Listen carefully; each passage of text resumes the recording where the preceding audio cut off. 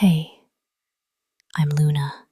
Tonight, we're taking the sleeper train.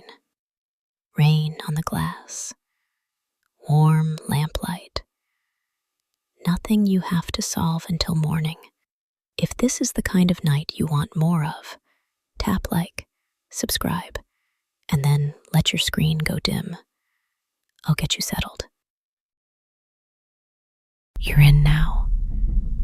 You're in the berth, and the door is latched. And the day is behind you on a platform somewhere getting smaller. And you don't have to think about that. You don't have to think about anything at all. The train has you. That's the whole of it tonight. The train has you, and it knows the way. And all you have to do is lie here in the warm dark and be carried. Feel the bed underneath you first. The mattress is thin, but it's enough. And there's a wool blanket over you, gray-blue, gone soft, and a little pilled from all its years of doing exactly this. Pull it up if you like. It smells of clean wool and faintly of warm dust. That's the heater, somewhere under the window, breathing out its first warmth of the season. A clean, sweet smell, like a radiator waking up in an old house. Nothing to do about it. Just a smell to lie inside. And there's the sound. Listen. Under everything, holding everything, the wheels. Ta-dun, ta-dun. The double knock of the wheels going over the joints in the rail. Slow and even. The carriage's own slow heartbeat. It was there when you got on, and you stopped hearing it almost at once, the way you stop hearing a clock. And now here it is again, patient, having waited for you. Da-dun, da-dun. You don't have to keep time with it. It keeps time for you. Let your eyes go where the light is low. There's a little lamp by your head, no bigger than a walnut, brass and warm, throwing a small pool of amber, the color of weak tea held up near a candle. It's the only light in here, and it's a kind light. It doesn't ask your eyes to do anything. You could close them against it right now, and the amber would still be there, soft, behind your lids. Maybe do that for a moment, just to feel how easy it is. Your hands have already started settling. One of them rests open on the blanket, palm turned up, the fingers loosely curled. That loose curl your hands only make when you've stopped deciding things, when there's nothing left to hold or reach for. The other hand has gone up under the pillow, and the back of it is pressed against the cool underside of the cotton, the part that stays cold the longest. And that small coolness against your knuckles is good. One warm hand, one cool hand, both of them done for the day. Outside the window, and the window is long as you are, running the whole length of the berth. Outside it's all dark, fields, you think. You can't prove it. You can't see a single field. But every so often the black thickens. A hedgerow, maybe. A line of trees. A darker dark sliding by. And you understand the country is out there, even though it's given up showing itself.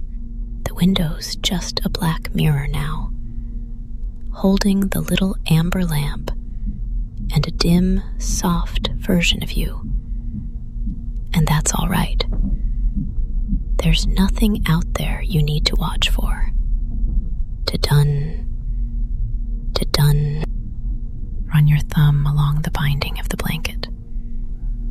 There's a seam there where the wool is bound in a strip of something smoother, and it's worn soft as skin from years of other thumbs doing just this.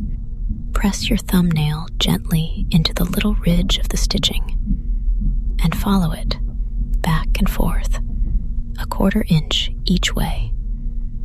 You're not thinking about it. Your thumb just likes the company of that tiny ridge.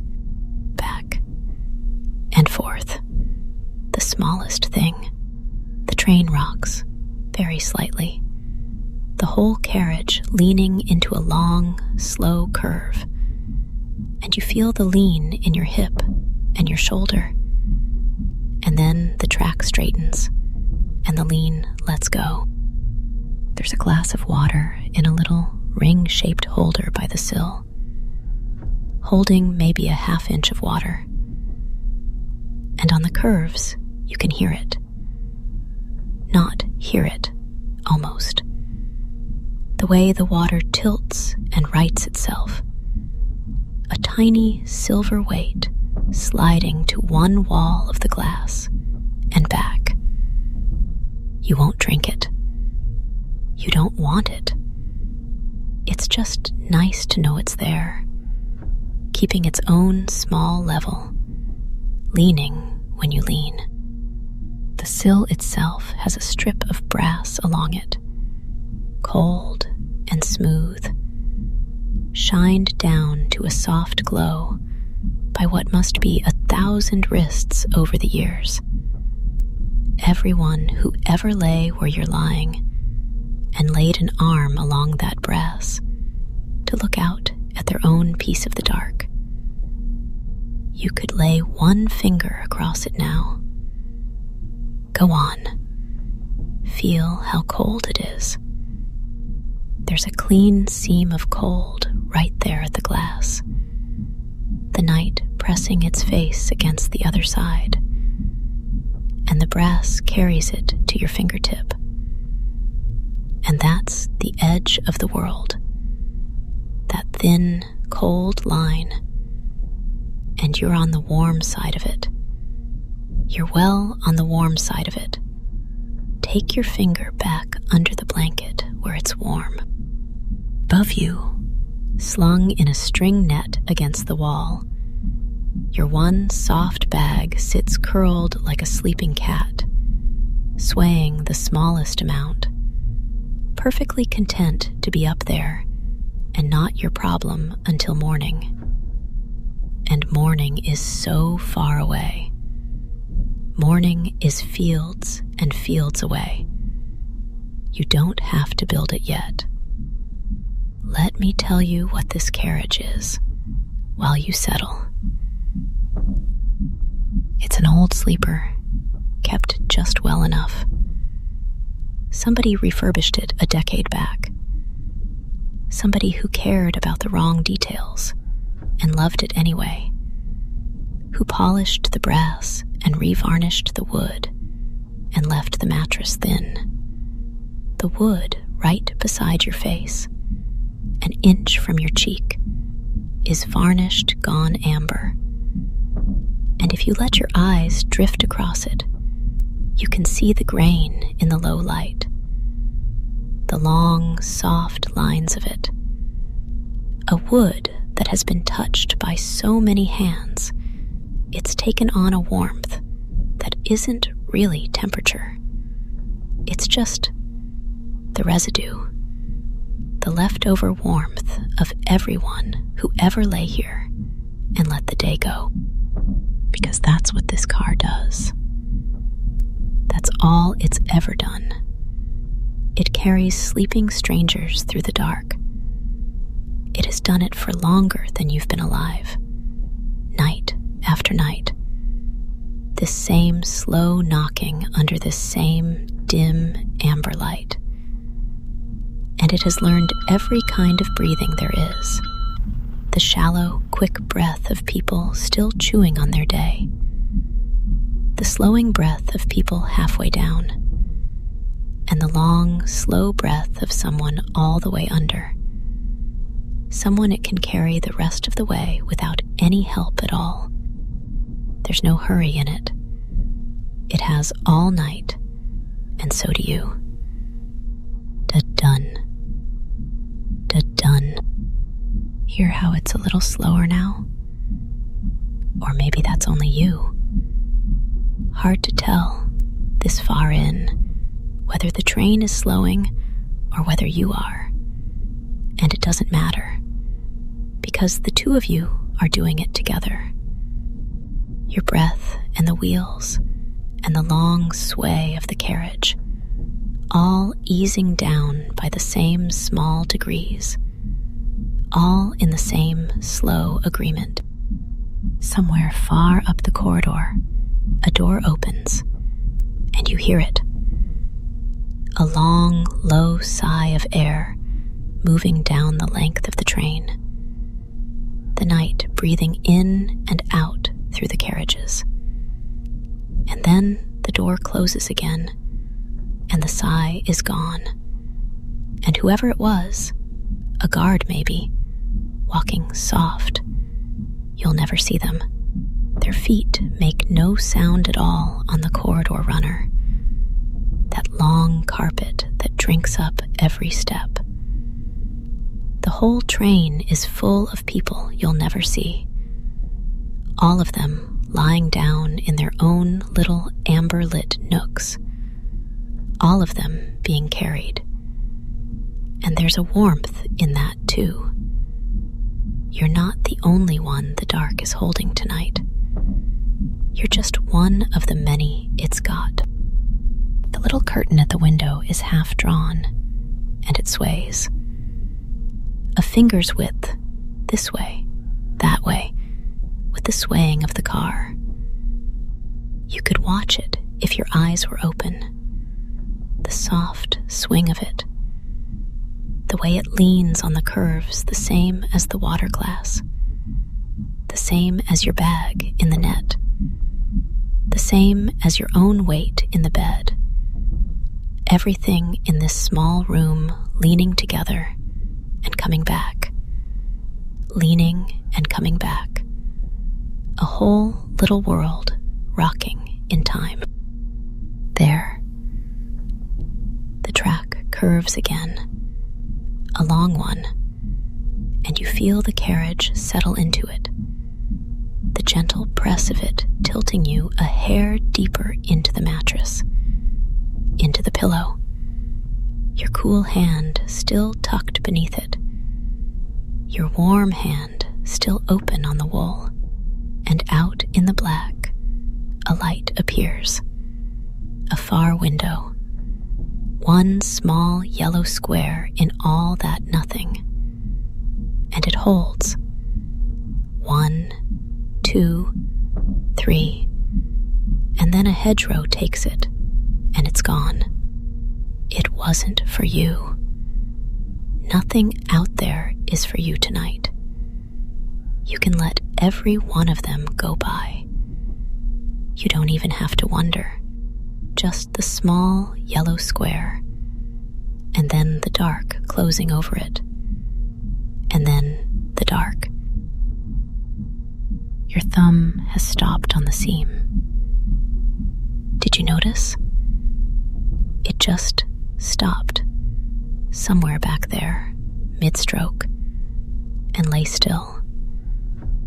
That's all right. Let it stay stopped. The work of your hands is done. There's a small brass latch that holds the bunk wall, down by your knee, and it ticks, very faintly. With each knock of the wheels, it answers, a tiny tick, the smallest sound in the whole carriage, and you'd never hear it in the daylight. You'd never hear it over a single living thought.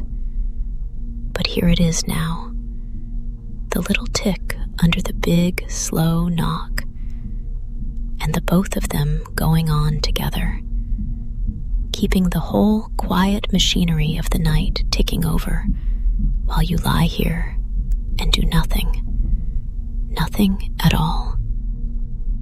And here is a small, true thing to lie inside, since you're nearly under.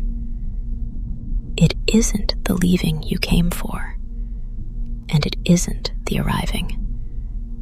It's this: the slowing, a kettle going quiet, a long note easing into its own last breath, a train coming gentle into a station in the smallest hours, the deceleration, the letting off, and the lucky thing, the soft thing, is that this is exactly where you are right now.